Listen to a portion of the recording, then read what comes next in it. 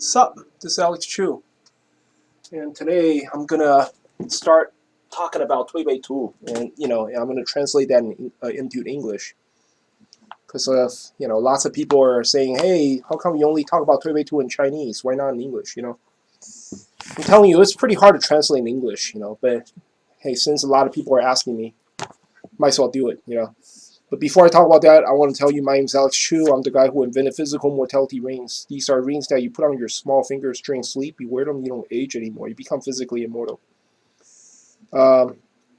If you go to my website, livemuchlonger.com, there's lots of customer testimonials. Most of them give me 4 stars and 5 stars.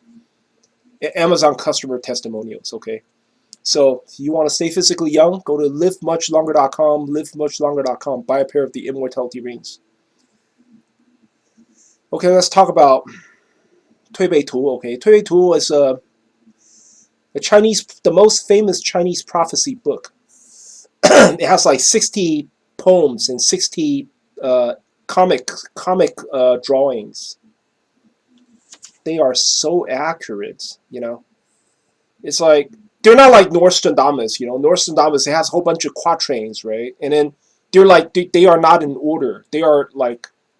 They're just so fucked up, so messed up. You don't know what quatrain comes first. You don't know what's going to happen first.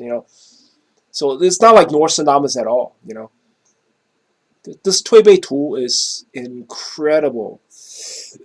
The first poem or the first comic strip always comes first, and then the second poem, second comic drawing always comes second. So basically, if you know how to decipher this Tui Bei Tu, it's like you're reading a Chinese history book. The first page is always the past. The second page is always the future. Like that. It's so accurate. It's incredibly accurate. I cannot like decipher. I mean, I could, but I don't want to waste my time telling you the entire Chinese history from Tang Dynasty. See, this Tui Bei Tu is written in Tang Dynasty. So a lot of shit has happened from Tang Dynasty until now. I'm going to start from page 33. This is about Qing Dynasty, okay? This is the establishment of Qing Dynasty. And see, in this picture, okay, in page 33, in this picture, you can see a boat. Okay, and inside the boat, you can see 10 people are sitting inside the boat. And there's 8 flags on top of the boat, okay? Okay, and this is what it says. The poem says, 黄河水清，气顺则治，主客不分，地之无子。天长白报来，胡人气不衰。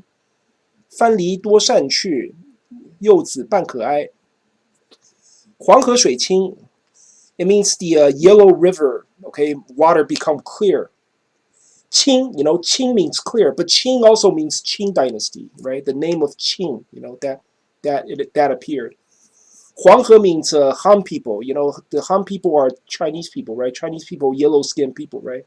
So, yellow river's water becomes clear. Means yellow river water becomes Qing Dynasty, right? 气顺则治. This is talking about the first king's, the first emperor's name. The first emperor's name is Shun Zhi, right? And it's already written here. 气顺则治.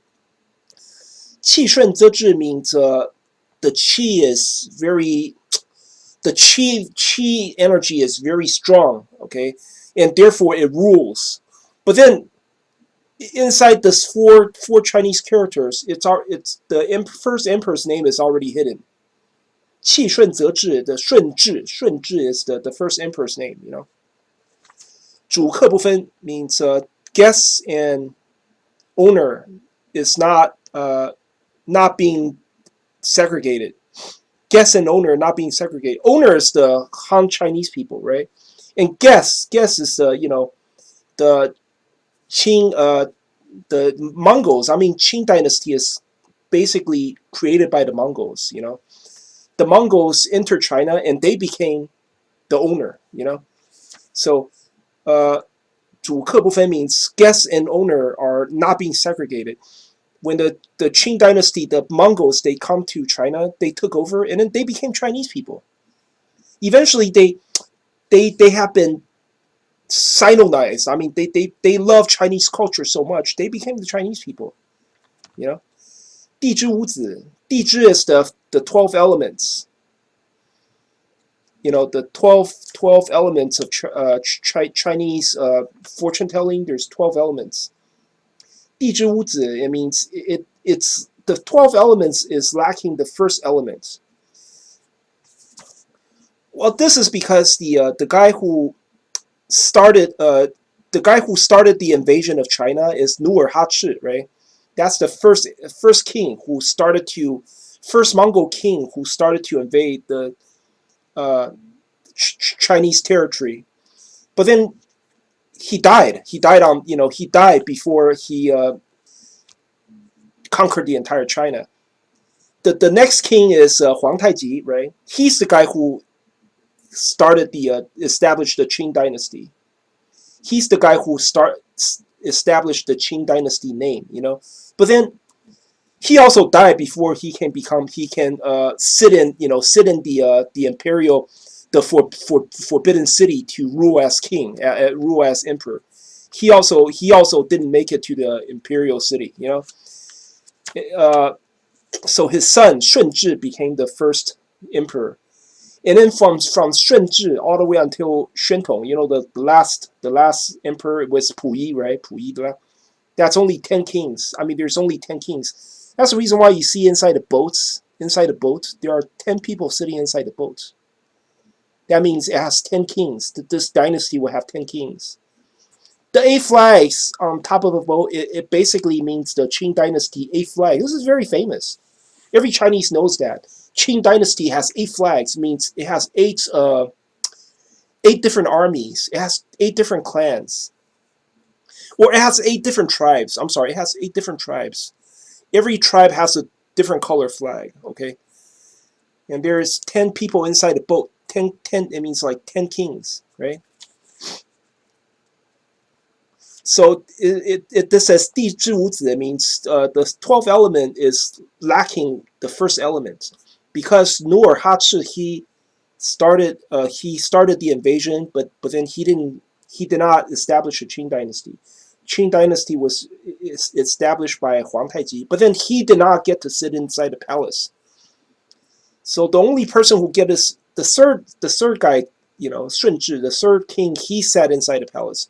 From Shunzhi until Xuantong, there's 10 kings that rule China from the Forbidden City. You see how accurate that is? Okay, then the poem goes, 天长白报来. 天长白报来. There's a hidden message in here. 天长白, 长白 means the mountain, okay? 长白山 means the 长白mountain. That's in the Shandong province, you know, near Shandong province. That's where the Mongolians came from. That's where the Qing dynasty's ancestor came from. Changbaisan, they came from the near Shandong province, Changbaisan, you know.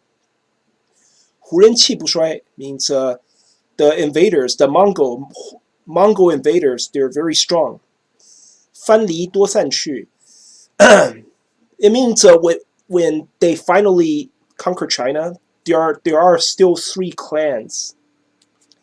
3 clans are being, 3 clans.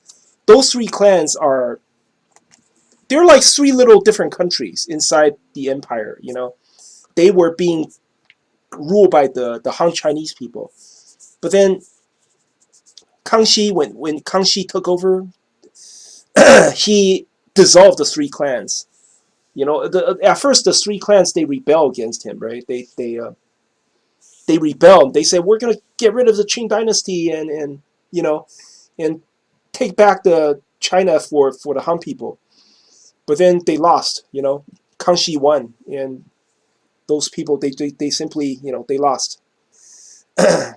So 藩篱多散去 means all the clans disappear. That's what it means. 藩篱多散去 means all the clans disappear. And then the last poem says 幼子半可哀 means half of them are little kids. This means out of the 10 kings, okay, half of them started from very very young age. For example, the first king Shunzhi, he became emperor when he was only 8 years old. Kangxi also he became emperor when he was only 7 years old. And then who else? Oh yeah, Tongzhi also became emperor when he was like 10 years old. Guangxu became emperor when he was 8, something like that. And then Xuantong, the last king, Xuantong became emperor when he was only 5 or something. I forgot. See, out of the 10 kings, half of them started at a very young age. Yeah, 幼子半可爱. You see? See how accurate this is? See, this is the reason why a lot of Chinese people, they have problem with Christianity. Because Christianity, they portray God as, I don't know, as some sort of people loving old man, like God love you. That's the reason why Chinese people having difficulty accepting that, because Chinese prophets are so accurate.